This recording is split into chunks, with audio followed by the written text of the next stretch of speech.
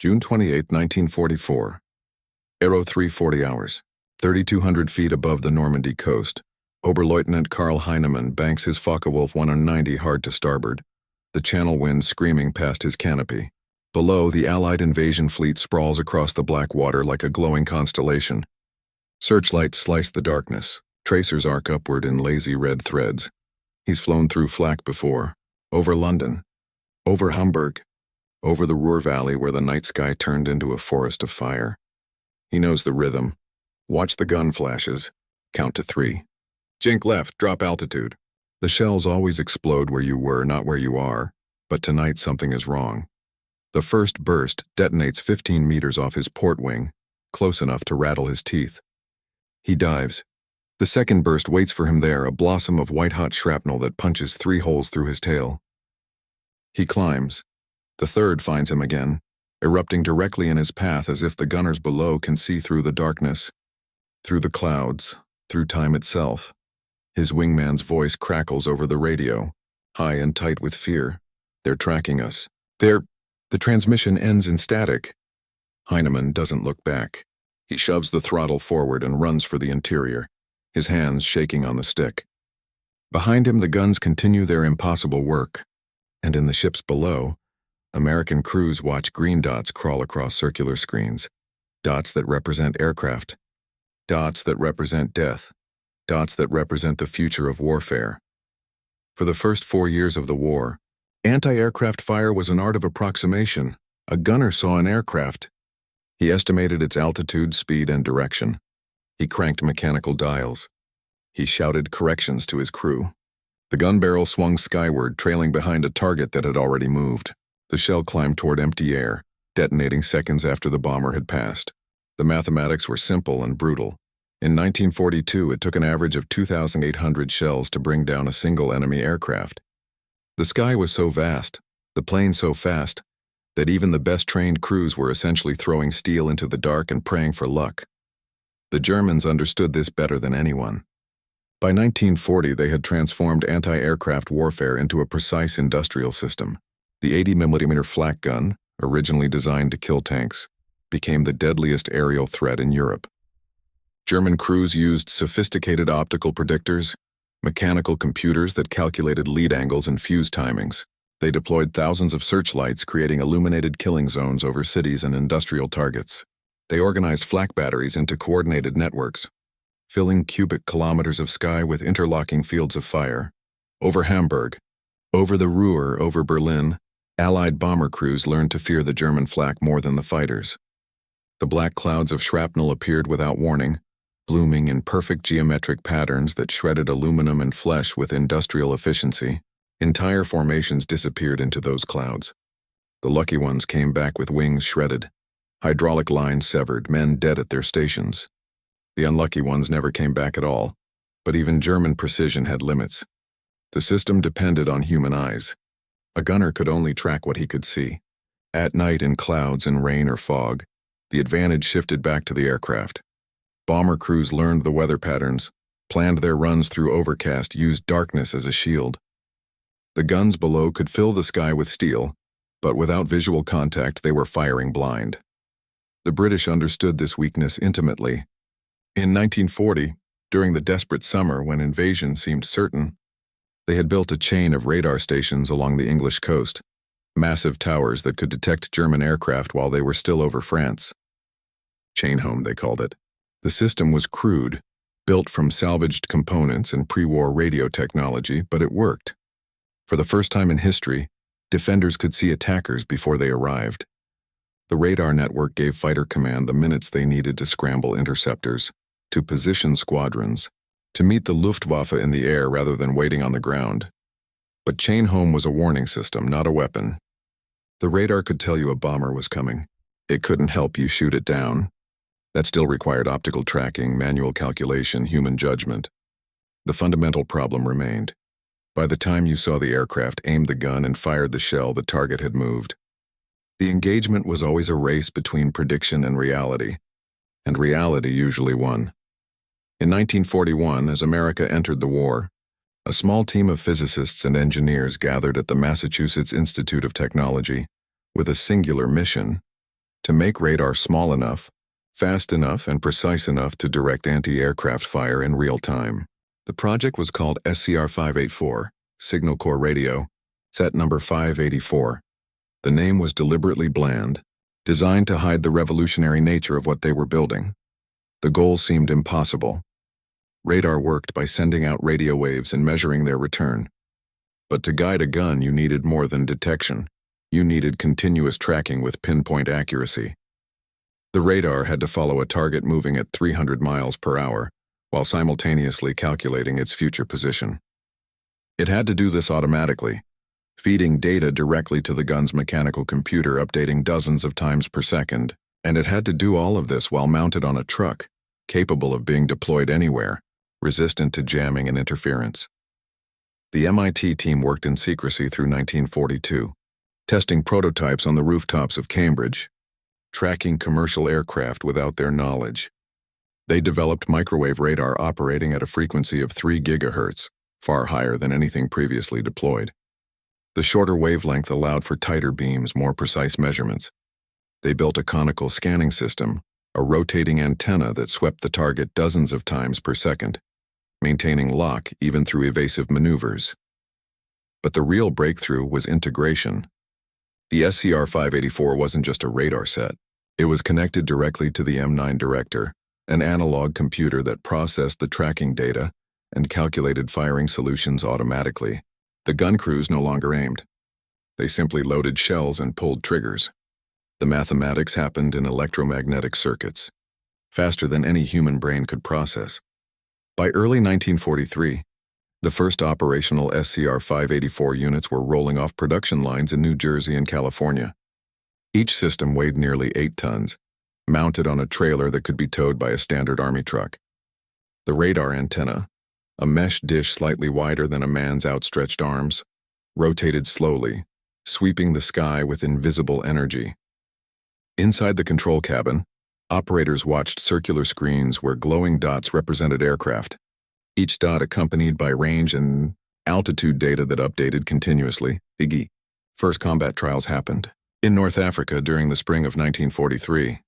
American anti-aircraft batteries equipped with the new system deployed around Algiers and Bizerte, protecting supply depots and airfields from Luftwaffe raids. The results were immediate and startling. German bombers that had previously operated with relative impunity found themselves bracketed by flak bursts of uncanny accuracy. Shells detonated directly in their flight paths, not behind or below, but exactly where they were going to be. German pilots filed confused reports. The Allied guns seemed to fire through clouds, through darkness, with no visible aiming process. Some suspected new proximity fuses, shells that detonated automatically when near an aircraft. Others theorized advanced optical systems or even espionage, believing that Allied intelligence had somehow infiltrated Luftwaffe flight plans. The truth, that American gunners were reading their positions from electronic screens and letting machines calculate the kill, was almost incomprehensible. In Sicily that summer, CR-584 batteries protected the invasion beaches. German counterattacks withered under fire that seemed to anticipate every maneuver. A Ju-88 bomber attempting a dusk raid on Gala Harbor was tracked from 12 miles out, engaged at 8 miles, and destroyed at 3 miles beyond visual range. The crew never saw the guns that killed them. The battalion after-action report noted the engagement with clinical brevity. Target acquired 1847 hours. Lock established 1849. Destroyed 1851. 37 rounds expended. 37 rounds.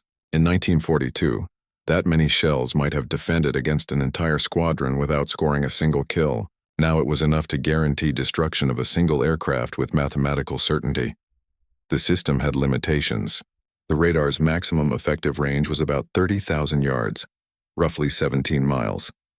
Beyond that, the return signal became too weak, too scattered by atmospheric interference. The system worked best against targets flying straight and level, though it could maintain lock through moderate evasive maneuvers. Extremely low-altitude flights below 300 feet could hide in ground clutter, the radar return contaminated by reflections from buildings, trees, and terrain.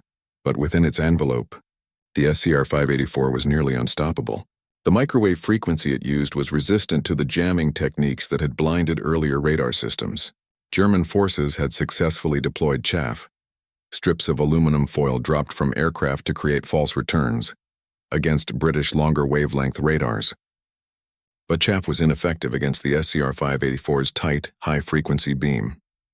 The system could distinguish between a metal cloud and a solid aircraft, filtering out the decoys automatically. By late 1943, as Allied planners prepared for the invasion of France, hundreds of SCR-584 units were being manufactured and deployed.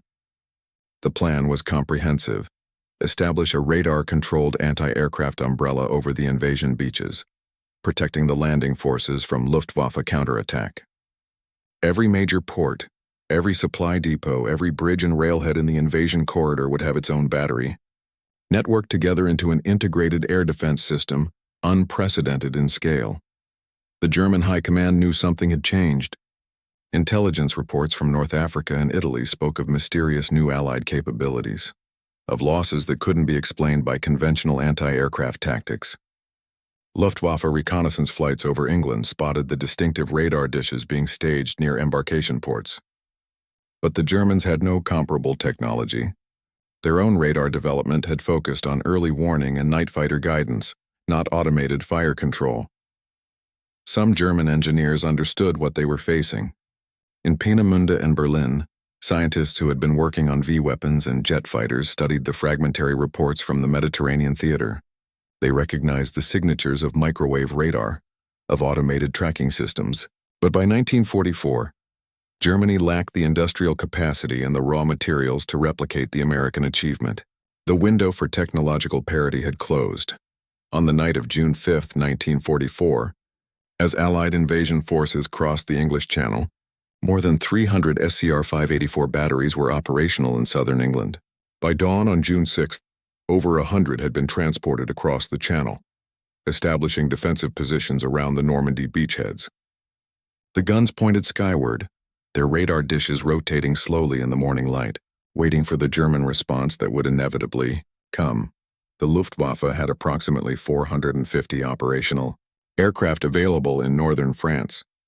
Shadow of the force that had once blackened the skies over Britain. Fuel was scarce, experienced pilots were scarcer, but the orders were absolute: attack the invasion fleet, disrupt the landings, destroy the beaches at any cost. What followed would redefine the meaning of anti-aircraft warfare and leave.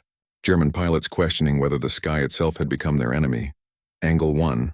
The pilot's terror, Hauptmann Joseph Priller, flew his Fu-190 over Sword Beach at dawn on D-Day, one of only 2 German fighters to challenge the invasion in those first critical hours. He survived. But in the weeks that followed, as the Luftwaffe mounted desperate counterattacks against the Allied beachhead, survival became a matter of pure chance rather than skill. Veteran pilots, men with 100 missions over their shoulders, men who had survived the Eastern Front and the Battle of Britain, began filing reports that their commanders could barely believe. The flak wasn't behaving like flak.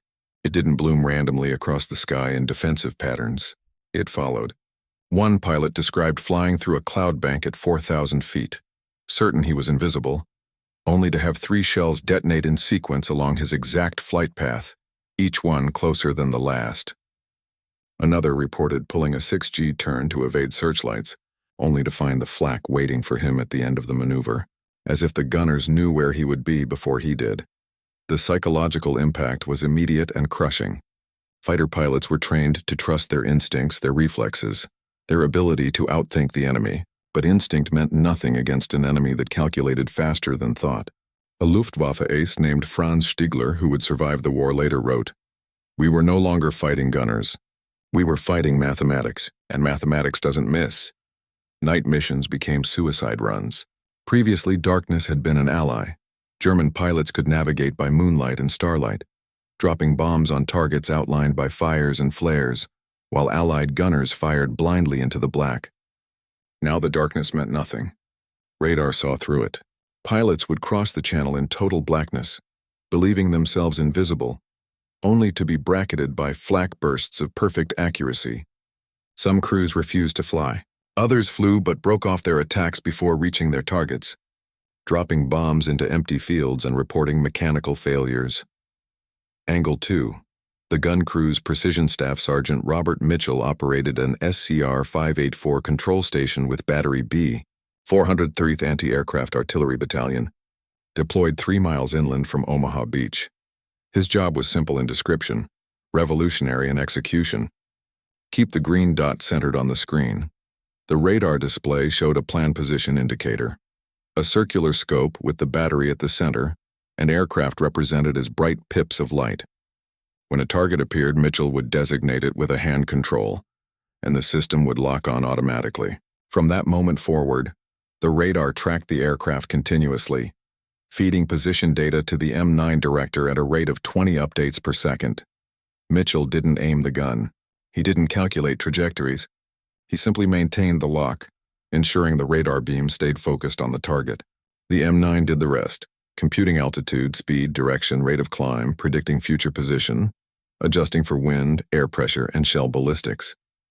The calculations happened in an analog computer built from gears, cams, and electrical circuits, a mechanical brain that processed information faster than any human crew could coordinate. The 90mm gun itself received continuous electrical signals from the M9, its traversing and elevating mechanisms responding automatically. The gun crew, 5 men, loaded shells, set fuses, and fired on command. They never saw the target. They didn't need to. Their gauge indicators showed them where the gun was pointing, but those numbers were abstract, meaningless without context. They were participants in a kill system, where the human role had been reduced to loading and triggering. On the morning of June 14th, Mitchell's battery engaged a formation of 3 Ju-88 bombers approaching from the east at 11,000 feet. The radar acquired them at 14 miles. Lock established at 9 miles. The first bomber exploded at 5 miles after absorbing 4 direct hits in a span of 18 seconds. The second broke formation, diving hard to port. The system compensated, tracking through the dive, and the bomber disintegrated at 3 miles. The third bomber jettisoned its payload and fled at full throttle. The battery tracked it for another 6 miles, firing methodically, until it vanished in a spray of debris over the French countryside. Total engagement time, 4 minutes. Total rounds expended, 73. Total crew members who actually saw the enemy aircraft, 0. Mitchell would later describe the experience as surreal. "It felt like a video game," he said in a post-war interview, decades before video games existed. "Just dots on a screen. You forget there are men inside those dots. You forget you're killing people. You just keep the dots centered, and the machine does the rest." Angle 3. The technology race German intelligence knew about Allied radar. They had captured British sets as early as 1940, reverse-engineered them, understood the basic principles. The Luftwaffe's own Würzburg radar system provided early warning and limited fire control capability. But the Würzburg operated at a much lower frequency, with correspondingly lower resolution. It was a searchlight, not a sniper scope. When fragmentary reports of American microwave radar began filtering back from the Mediterranean in 1943, the Reich Air Ministry convened an emergency technical assessment. Engineers at Telefunken and Siemens studied the descriptions: automatic tracking, cloud penetration, jamming resistance, and confirmed what the Luftwaffe already suspected. The Allies had achieved a generational leap in fire control technology. Germany's response was handicapped by resources and doctrine. The Reich was pouring industrial capacity into V-weapons, jet fighters, and wonder weapons that promised decisive advantage. Radar-guided flak was a defensive technology, and Hitler's strategic vision emphasized offense. Requests for funding to develop equivalent systems were denied or delayed. The scientists who understood the threat lacked the political influence to override military priorities. By mid-1944, German countermeasures were improvised and desperate. Pilots were instructed to fly at treetop level, below the radar horizon, accepting the risks of ground fire and navigation errors. Others tried flying above 20,000 feet, beyond the effective range of 90mm shells, though this made accurate bombing nearly impossible. Some crews experimented with radical evasive maneuvers, corkscrewing dives, random altitude changes, but the radar systems compensated faster than human pilots could react. The Luftwaffe deployed additional chaff, codenamed Dupel, in massive quantities. Bombers would release clouds of aluminum strips hoping to blind the tracking radars, but the SCR-584's frequency discrimination was too sophisticated. The system could filter the chaff returns, distinguishing between metallic debris drifting on the wind and solid aircraft moving with purpose. In some cases, the chaff actually helped the American gunners. It marked the approximate position of German formations, giving the radar operators a search area to focus on.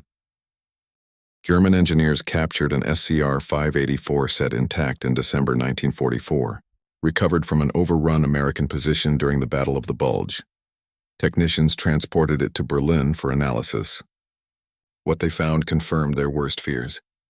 The system was built around components Germany could no longer manufacture in quantity: miniaturized vacuum tubes, precision gyroscopes, high-quality capacitors. The analog computer alone contained over 1,000 individual parts, machined to tolerances that required industrial infrastructure the Reich no longer possessed. One German engineer's report, recovered after the war, concluded with bitter clarity: "We are attempting to fight a 1945 war with 1942 technology. The gap is insurmountable." Angle 4. The numbers shift statistics tell the story in cold mathematics. In 1943, before widespread SCR-584 deployment, American anti-aircraft batteries in the Mediterranean theater averaged 1 confirmed kill per 3,200 rounds fired. By late 1944, in northwestern Europe, that ratio had improved to 1 kill per 800 rounds, a 4-fold increase in efficiency. But the raw numbers understated the psychological impact. German mission abort rates skyrocketed. A Luftwaffe bomber squadron approaching an Allied target would typically lose 1 or 2 aircraft to flak, painful but acceptable losses in the calculus of war. With radar-directed fire, that same squadron might lose half its strength before reaching the target. Commanders began ordering preemptive withdrawals. If the flak was too accurate, too concentrated, the mission was scrubbed. Better to preserve the aircraft than waste them against impossible odds. Fighter-bomber missions became particularly hazardous. The FW-190 and Me-109 pilots who had dominated the Eastern Front found themselves helpless over France. Ground attack required low altitude, predictable flight paths, and sustained time over target, all conditions that favored radar-directed fire. Kill ratios for German close air support missions dropped catastrophically. In June 1944, the Luftwaffe flew an average of 250 sorties per day over Normandy. By September, that number had fallen to fewer than 50, and most of those were reconnaissance flights that avoided contact. American after-action reports documented the change with clinical precision. A battery defending the port of Antwerp logged 43 engagements in October 1944. 37 ended with confirmed kills. 4 ended with probable kills. Aircraft damaged and fleeing, likely lost before reaching base. 2 ended with the target escaping beyond radar range. The mathematics were brutal, an 86% kill rate. German aircrew survival rates fell in parallel. In 1943, a Luftwaffe bomber pilot shot down over enemy territory had roughly a 50% chance of surviving, bailing out, crash landing, being captured alive. By 1945, that percentage had dropped below 20%. Radar-directed shells didn't wound aircraft. They destroyed them. Catastrophic structural failure at altitude left little chance for escape. Angle 5. Psychological warfare. Fear became a weapon more effective than the shells themselves. Luftwaffe squadron ready rooms, once boisterous with dark humor and bravado, fell silent before missions. Pilots who had flown hundreds of hours developed sudden medical conditions, phantom illnesses that grounded them. Veteran aces requested transfers to administrative positions. Some simply refused to fly. One Luftwaffe pilot, captured after being shot down by fighters rather than flak, told American interrogators, "We feared your radar guns more than your fighters. Against a fighter, there's a chance. Skill matters. Experience matters. Against your flak, nothing matters. The shells know where you are. They know where you're going. You cannot surprise them, cannot outfly them. It's like being hunted by something that sees the future." German commanders recognized the morale crisis but had no solution. Traditional tactics, Formation flying, mutual defense, coordinated bombing runs were useless against an enemy that tracked each aircraft individually and engaged them with mathematical precision. Breaking formation and scattering made bombing runs impossible. Staying together turned squadrons into shooting galleries. The Luftwaffe's training pipeline couldn't replace losses fast enough. By late 1944, new pilots arrived at frontline squadrons with fewer than 60 hours of flight time, barely enough to take off and land competently, let alone evade radar-directed fire. Experienced pilots who had survived the transition to the radar era became invaluable, their knowledge hoarded and protected. But even veterans couldn't teach evasion techniques that didn't exist. Angle 6, the enemy's prospective German intelligence officers compiled reports from interrogated Allied POWs, analyzed captured equipment, and interviewed Luftwaffe survivors. A classified assessment dated February 1945, discovered in Reich Air Ministry archives after the war, painted a picture of technological desperation. The report acknowledged that Germany had lost the anti-aircraft technology race completely. American radar-guided guns represented a paradigm shift equivalent to the introduction of machine guns in World War I, a defensive system so effective that it fundamentally altered offensive doctrine. The document recommended abandoning daytime operations over Allied-controlled territory entirely, concentrating remaining aircraft on night missions and Eastern Front operations, where radar coverage was less dense. But the most revealing section dealt with future implications. German analysts understood that radar-directed fire control was only the beginning. The same principles could be applied to surface-to-air missiles, to automated defense networks, to systems that required no human operators at all. The report concluded, "We are witnessing the end of the manned combat aircraft as the dominant weapon of aerial warfare. The future belongs to guided missiles and automated defense systems.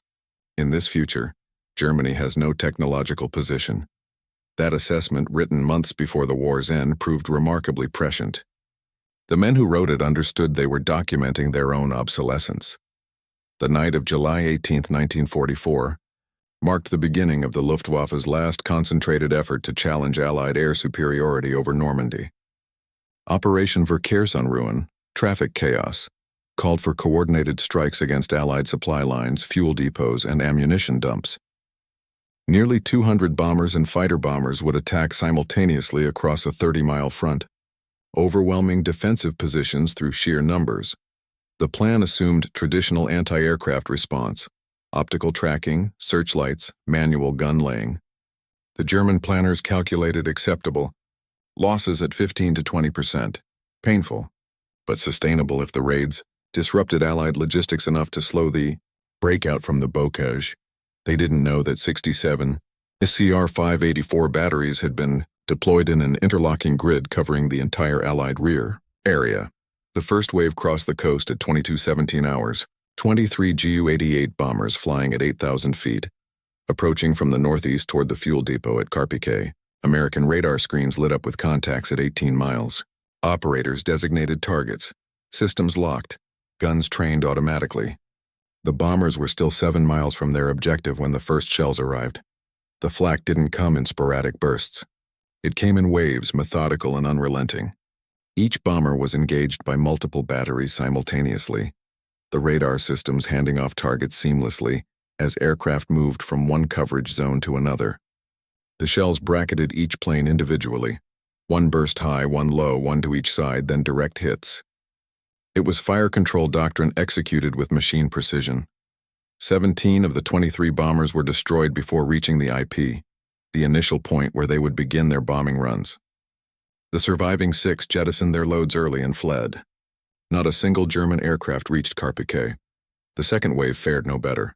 31 FW-190 fighter bombers came in low, hugging the deck at 500 feet, hoping to slip beneath the radar coverage. They succeeded for the first 8 miles. Then they pulled up to attack altitude and the radars acquired them instantly. The SCR-584's ground clutter filtering was sophisticated enough to distinguish aircraft from terrain, even at low altitude. The moment the 190s climbed, they became visible. 23 were shot down in a span of 6 minutes. The engagement was so one-sided that American gun crews later reported feeling disturbed by the ease of it. One gunner described it as shooting fish in a barrel. except the fish were men. The surviving 8 aircraft limped back across German lines, several trailing smoke, none having delivered ordnance on target. By midnight, Operation Verkehrsunruhen had been shattered.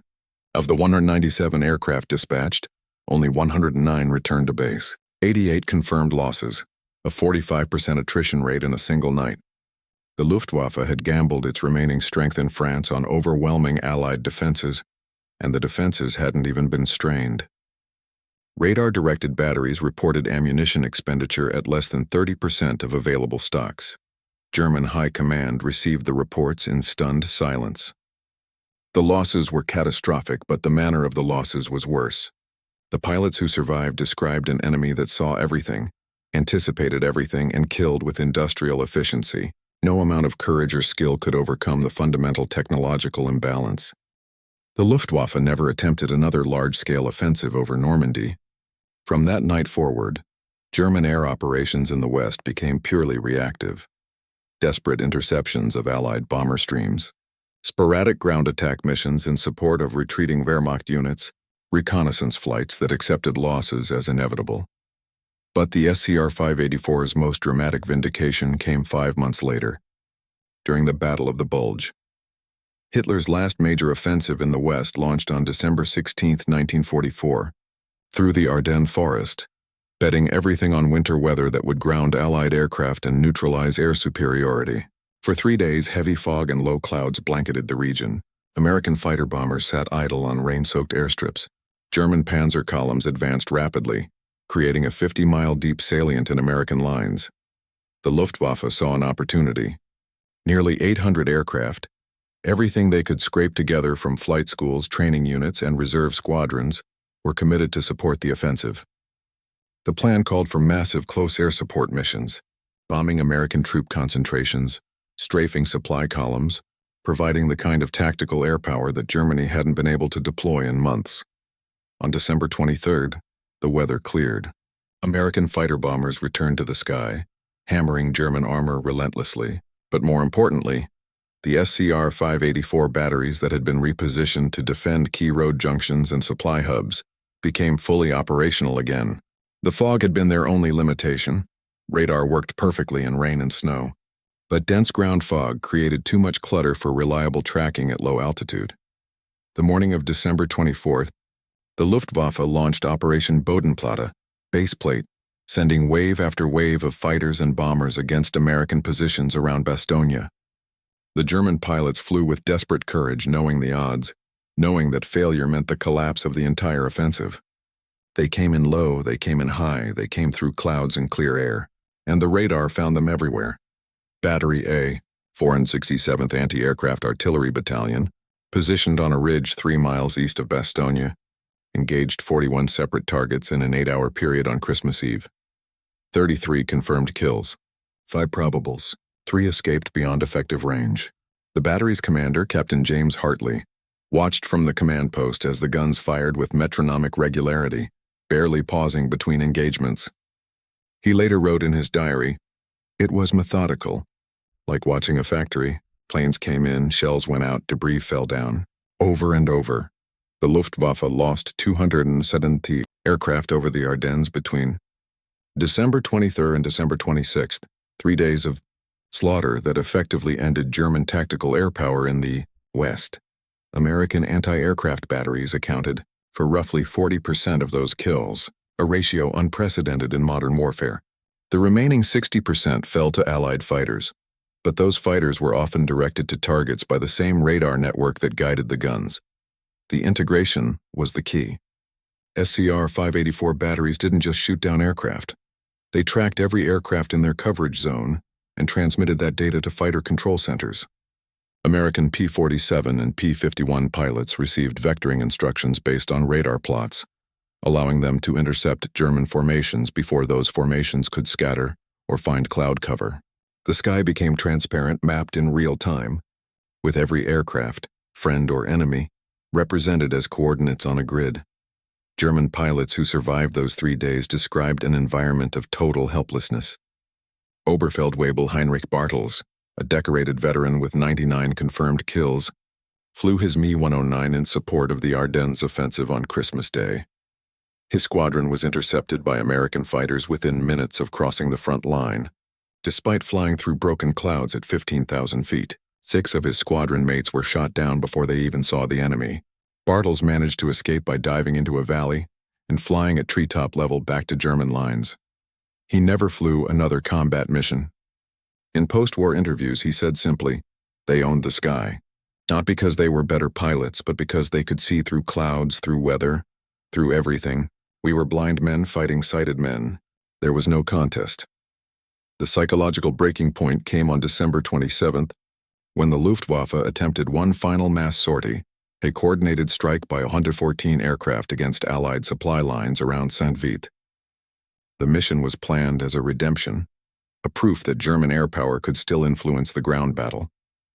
Pilots were given detailed briefings on American radar positions and instructed to use terrain masking, high-speed dashes, and saturation tactics to overwhelm the defenses.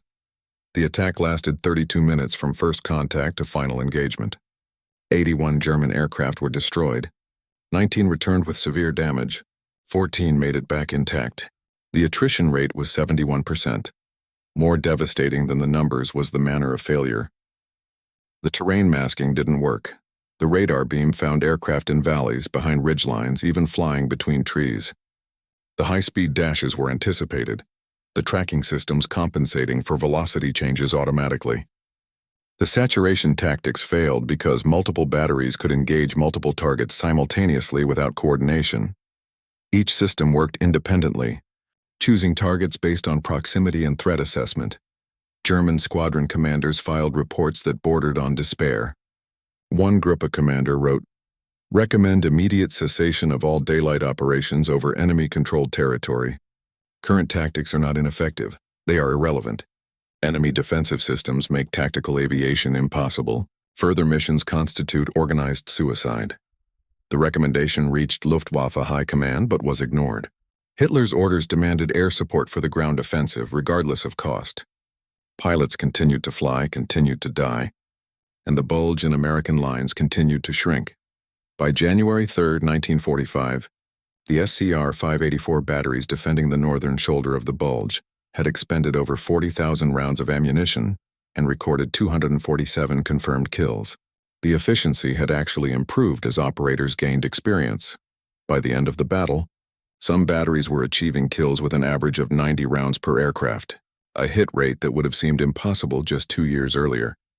The final validation of the system came on March 7, 1945, at the Ludendorff Bridge in Remagen. American forces captured the bridge intact, creating a crossing point over the Rhine that threatened to collapse the entire German defensive line in the west. Hitler personally ordered the bridge's destruction, and the Luftwaffe committed everything available: jet fighters, conventional bombers, even obsolete Stuka dive bombers pulled from training units. 4 SCR-584 batteries were positioned around the bridge within hours of its capture, creating an overlapping defensive umbrella that covered a 5-mile radius. Over the next 10 days, German aircraft attempted 367 separate sorties against the bridge. The radar-guided guns engaged 289 of them. 236 German aircraft were destroyed. 31 were damaged and likely lost before reaching base. 22 escaped beyond engagement range. The bridge eventually collapsed, not from German bombs but from structural damage sustained during its original capture and the weight of constant American traffic. But by then, American engineers had built 3 pontoon bridges nearby, and the Rhine crossing was secure. The battle for Remagen represented the absolute perfection of radar-directed anti-aircraft fire. The guns didn't simply defend a target. They created a zone where enemy aircraft ceased to exist. German pilots called it the Todeskreis, the death circle. Inside that circle, survival was not a matter of skill or luck. It was mathematically impossible. General Major Dietrich Peltz, commander of Luftwaffe attack forces in the West, was summoned to Berlin on March 18 to explain the Remagen losses to Hitler. His report, preserved in military archives, was blunt. American radar-guided anti-aircraft fire has made conventional tactical aviation obsolete. We are sending men to die in aircraft that cannot survive in defended airspace. No change in tactics will alter this reality. Only technological equivalence can restore operational viability, and we do not possess the resources to achieve equivalence. Hitler reportedly screamed at Peltz for 20 minutes, accusing him of defeatism, cowardice, and betrayal. Peltz stood silent throughout the tirade. He knew what the radar operators knew, what the gun crews knew, what every German pilot still flying over the Western Front knew. The mathematics had spoken, and mathematics could not be intimidated or overruled. The future of aerial warfare had arrived, and it had no place for courage or honor or human skill. It had only calculations, electrons, and shells that always found their mark. When Germany surrendered on May 8, 1945, Allied intelligence teams fanned out across the occupied territories, searching for documents, interrogating officers, and assessing the state of German military technology. One of their priorities was understanding how the Luftwaffe had perceived and responded to American radar-directed anti-aircraft systems. What they found was a paper trail of institutional denial, followed by panic, followed by resignation. Early reports from 1943, filed by Luftwaffe intelligence officers in North Africa, had been dismissed as exaggeration. Pilots who claimed Allied gunners could track them through clouds were accused of making excuses for poor performance. The reports accumulated: Sicily, Italy, southern France, each one describing the same phenomenon: impossibly accurate flak, shells that anticipated maneuvers, defensive fire that felt less like combat and more like execution. By mid-1944, denial was no longer possible. German Air Ministry documents from July show frantic requests for technical assessments, captured equipment analysis, and countermeasure development. But the requests were competing with demands for jet fighter production, V-weapon deployment, and air defense of the Reich itself. Resources that might have funded radar research went instead to projects that promised offensive capability rather than defensive survival. The interrogation transcripts were even more revealing. Luftwaffe pilots, freed from the propaganda requirements of Nazi military culture, spoke with brutal honesty about their experiences. A fighter pilot named Gustav Rödel, who had flown over Normandy in June 1944, told his American interrogators, "After 2 weeks we stopped pretending we could fight. We flew because orders said fly, but we knew, every one of us knew, that we were being sent to die for no reason except that admitting the truth would be political suicide for our commanders." Another pilot, a bomber navigator who survived being shot down near Bastogne, described the psychological collapse that spread through his unit. The missions became rituals. We would take off, fly toward the target, wait for the flak to find us, and try to survive long enough to turn around. No one believed we would complete the mission. We were flying corpses, already dead, just waiting for the shells to confirm it. The statistics told a complementary story. In January 1944, before widespread SCR 584 deployment, German aircraft in the West flew an average of 1,200 sorties per day. By January 1945, that number had fallen to fewer than 200. The Luftwaffe hadn't simply been defeated, it had been systematically eradicated from contested airspace ammunition expenditure. Reports from American anti-aircraft battalions showed the inverse trend.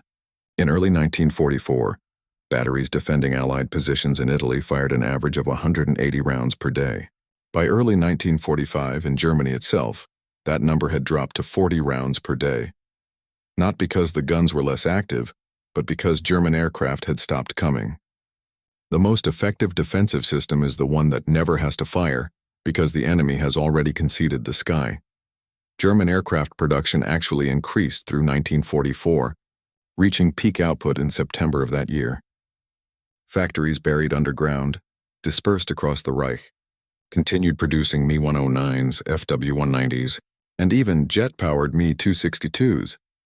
But production was meaningless without pilots, fuel, and operational airspace. By early 1945, thousands of aircraft sat unused on airfields, intact but impotent, because flying them into Allied-controlled territory guaranteed their destruction within minutes. The human cost was equally stark. The Luftwaffe lost approximately 15,000 aircrew killed in the West between June 1944 and May 1945, 11 months of sustained attrition that hollowed out an institution. These weren't just numbers. They were experienced navigators, trained bombardiers, veteran pilots who had survived the Battle of Britain and the Eastern Front. Each loss was irreplaceable. Training new crews took months, and by 1945, the training pipeline had collapsed entirely. Fuel shortages limited flight instruction to fewer than 30 hours per student. New pilots arrived at frontline squadrons barely able to take off and land, let alone evade radar-directed fire. The psychological aftermath extended beyond the war's end. German veterans struggled to articulate their experiences to families and historians who couldn't understand the technological dimension of their trauma. How do you explain fear of something invisible, something that tracked you through darkness and clouds with inhuman precision? How do you describe the helplessness of knowing that skill and courage were irrelevant, that survival was purely statistical? Post-war medical studies of Luftwaffe veterans found elevated rates of what would later be recognized as PTSD, nightmares of shells exploding, survivors' guilt over watching squadron mates disintegrate, paranoia about being tracked or watched. But the condition was specific. These men weren't traumatized by combat itself, but by the experience of being hunted by machines that saw everything and never missed. The strategic implications rippled outward from the battlefield into the halls where post-war military doctrine was being written. American military analysts compiled exhaustive studies on the SCR-584's combat performance, mining after-action reports for data that would shape the next generation of air defense systems. The conclusions were revolutionary. The studies showed that radar-directed anti-aircraft fire had achieved what strategic bombing and fighter superiority alone could not: the complete denial of airspace to enemy aircraft. In theater after theater, once SCR-584 batteries reached operational density, German sortie rates collapsed. The system didn't just increase kill rates, it created exclusion zones where enemy aircraft simply stopped operating. One Rand Corporation study, commissioned in 1947, calculated that the SCR-584 and associated fire control systems had been responsible for altering the mathematical equation of air warfare permanently. Before radar guidance, attacking aircraft had an inherent advantage. They chose when and where to engage, and defensive fire was reactive and imprecise. After radar guidance, the advantage reversed. Defenders could track attackers from beyond visual range, engage them with near certainty of hit, and coordinate multiple batteries against single targets. The attacker's advantage of surprise had been technologically eliminated. This analysis drove immediate post-war development. The United States invested heavily in the Nike Ajax surface-to-air missile system, which combined SCR-584-derived radar with guided missiles instead of unguided shells. The first Nike batteries became operational in 1954, creating defensive rings around American cities capable of engaging targets at 30 miles altitude. The Soviet Union, having captured German V-2 technology and studied American radar systems, developed the S-25 Berkut system that defended Moscow with similar principles. The arms race in air defense technology became as critical as the nuclear arms race. Both superpowers understood that strategic bombing, the foundation of nuclear deterrence, would be impossible if defensive systems could reliably destroy incoming bombers. The entire Cold War doctrine of mutually assured destruction rested on the premise that nuclear bombers could penetrate enemy airspace. Radar-guided defenses threatened that premise. The technology's influence extended into unexpected domains. Commercial aviation adopted radar-based air traffic control systems, directly derived from SCR-584 technology. The ability to track multiple aircraft simultaneously, to calculate positions and velocities automatically, to prevent collisions through continuous monitoring, all of these capabilities emerged from wartime anti-aircraft development. By the 1960s, every major airport in the developed world relied on radar systems whose underlying principles had been proven over Normandy and Remagen. For the Luftwaffe survivors, the aftermath was more personal and painful. The German military tradition emphasized honor, skill, and warrior virtues, concepts that made sense in the context of dueling fighters or bombing runs that required nerve and precision. But radar-directed fire stripped away those virtues, reducing aerial combat to pure mathematics. German pilots who had once been celebrated as aces, who had worn Knight's Crosses and commanded respect, found themselves explaining to post-war audiences that they had been defeated not by better pilots, but by better calculations. Some embraced this narrative. Former Major Heinz Baer, who survived the war with 220 confirmed kills, became an advocate for international arms control, arguing that technology had made traditional military virtues obsolete. "We fought with honor," he told an interviewer in 1967, "and we were killed by machines that knew nothing of honor. That is the future. Machines that kill without knowing, without caring, without even seeing what they destroy." Others retreated into silence, unable or unwilling to process the experience. Psychiatric studies of German POWs in the late 1940s found that former aircrew exhibited unique trauma patterns. Unlike infantry veterans who described specific engagements and enemy soldiers, aircrew described being hunted by an invisible, omniscient presence. Some developed paranoid tendencies, believing they were still being tracked, still being targeted by systems that could see through walls and weather. The broader historical impact was equally profound. Military historians marking the turning points of World War II typically cited D-Day, Stalingrad, Midway, battles where human courage and strategic genius determined outcomes. The SCR-584's deployment received less attention, relegated to footnotes about technological development, but the actual impact on Allied victory was measurable and massive. Historian John Keegan, writing in 1989, estimated that radar-directed, anti-aircraft systems reduced German operational air capability in the West by 60 to 70% between June 1944 and May 1945. That reduction directly enabled the rapid Allied advance from Normandy to the Rhine, because German forces lacked the air support that might have slowed or halted the offensive. The Luftwaffe still existed on paper, thousands of aircraft, tens of thousands of personnel, but it existed as a grounded force, neutralized not by destruction, but by the mathematical certainty of destruction if deployed. The economic analysis was equally telling. Germany produced approximately 40,000 combat aircraft in 1944 alone. The majority never fired their weapons in combat. They were destroyed on the ground, abandoned for lack of fuel, or flown by undertrained pilots who died on their first or second missions. The industrial resources consumed by that production, aluminum, skilled labor, machine tools, represented a massive diversion from other war needs. If German leadership had understood in 1943 what would be mathematically true by 1944, that tactical aviation over Allied-controlled territory was no longer viable, those resources might have been directed elsewhere. But authoritarian regimes struggle with uncomfortable mathematical truths. Admitting that American technology had created an insurmountable advantage would have required Hitler and his inner circle to accept that the war was unwinnable through conventional means.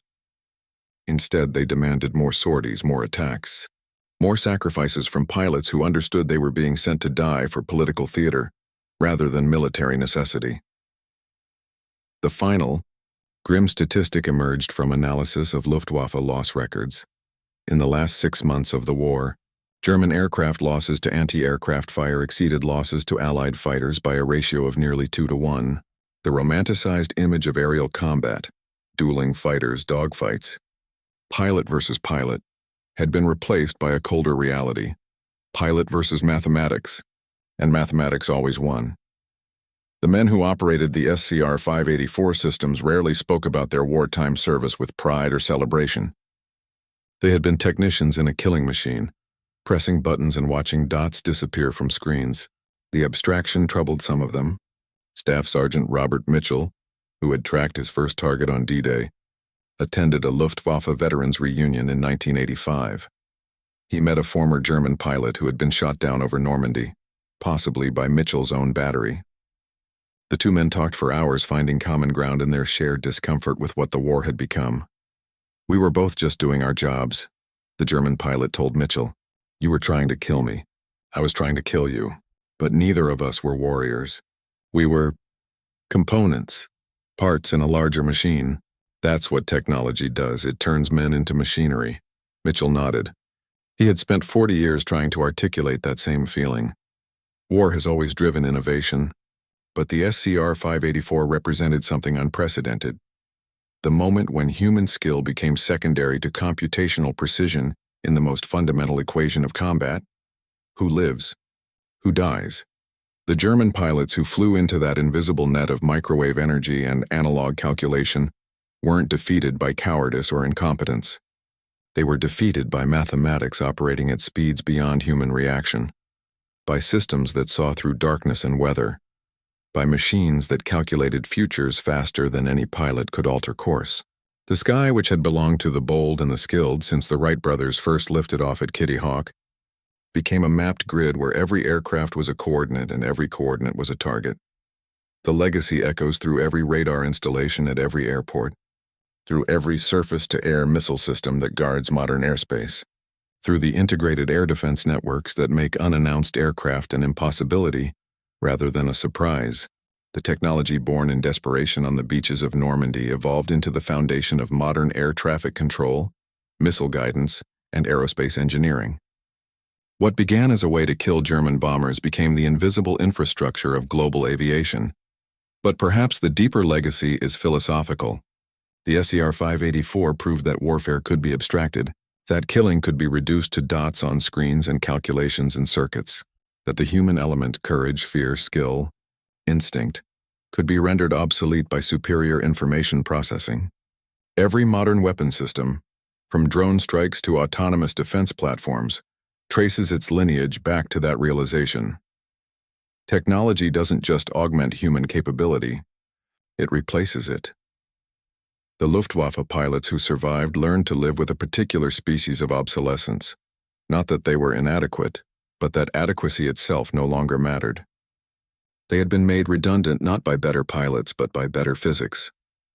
Their skills, honed through thousands of hours of flight time, meant nothing against an enemy that didn't rely on skills at all. In the end, radar-guided anti-aircraft fire taught both sides the same brutal lesson. The future of warfare belongs not to the brave, but to the precise. Not to the skilled, but to the systematic. Not to warriors, but to algorithms.